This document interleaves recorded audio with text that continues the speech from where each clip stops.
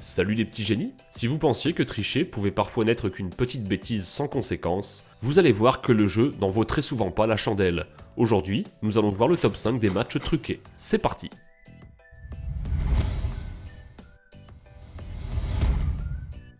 Nikolai Davydenko est un joueur de tennis professionnel. Il a participé à de nombreuses finales qu'il perdra la plupart du temps contre son némésis de l'époque, Roger Federer. Le scandale Davydenko vit le jour lors d'un match de l'ATP, l'opposant au joueur Martin Vassalo-Arguello. Malgré que Davydenko gagna le premier set, il se blessa au troisième.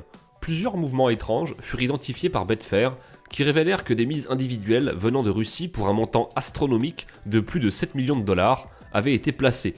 À la suite de cette révélation, tous les paris concernant ce match furent suspendus et une enquête d'1 an fut lancée par l'ATP. Après plusieurs investigations, il s'avéra que d'autres matchs douteux joués par Davydenko furent trouvés dans les registres. Coïncidence ou pas, Davydenko annonça sa retraite quelques temps plus tard en 2014.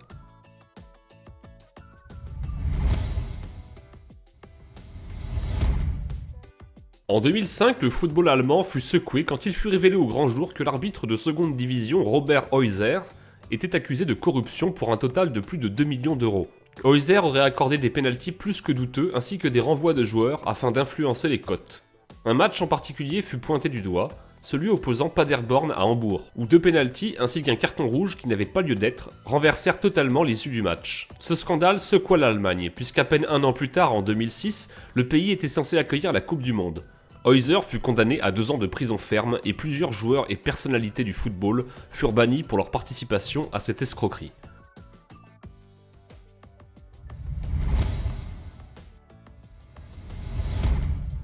L'empire de Bernard Tapie a soulevé bien des questions et rebondissements quand l'Olympique de Marseille gagna la Ligue des Champions en 1993. Le club connut une saison incroyable avec le 4e titre consécutif ainsi que la Coupe de France. Le succès fut éphémère, très vite on apprit que plusieurs joueurs de Valenciennes avaient été corrompus. Beaucoup de ces joueurs avaient été approchés par un dirigeant ainsi qu'un joueur de l'OM qui s'avérera plus tard être Jean-Jacques Heidely. Leur offre était simple, laisser Marseille gagner lors de leur rencontre. Le 22 avril, l'Olympique de Marseille, second du championnat de D1, est rétrogradé en 2e division par la FFF, qui retire sa licence de dirigeant à Bernard Tapie. L'OM, déjà dans une situation précaire, endetté à hauteur de 407 millions de francs, ne s'en relèvera pas. Le club sera contraint de déposer le bilan dans les mois qui suivront.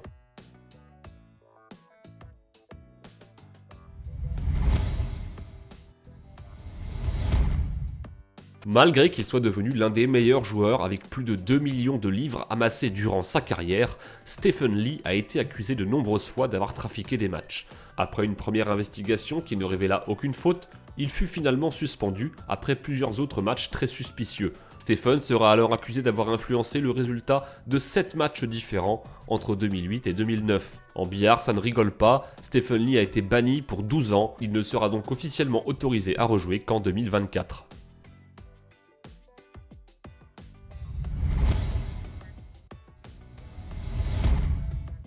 Le Totonero scandale vit le jour dans les années 1970 et 1980. Les footballeurs pariaient alors sur le résultat d'un match qu'ils joueraient par la suite, ce qui crée évidemment de gros déséquilibres, le joueur pouvant ne pas jouer de son mieux afin d'influencer les résultats du match et d'empocher un maximum d'argent. L'affaire concernait plus de 30 joueurs ayant accepté des pots de vin de 2 hommes d'affaires, Assimo Cruciano et Alvaro Trinca.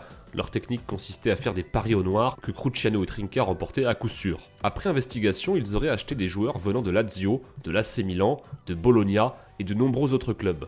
L'affaire prit une telle ampleur que les joueurs furent parfois arrêtés directement sur le terrain. Le verdict fut sans équivoque. Les clubs de Milan et Lazio furent relégués en Série B en guise de punition, et plusieurs joueurs de l'AC Milan et de Lazio Rome furent bannis des terrains de football, pour des peines allant parfois jusqu'à 4 ans sans toucher le ballon.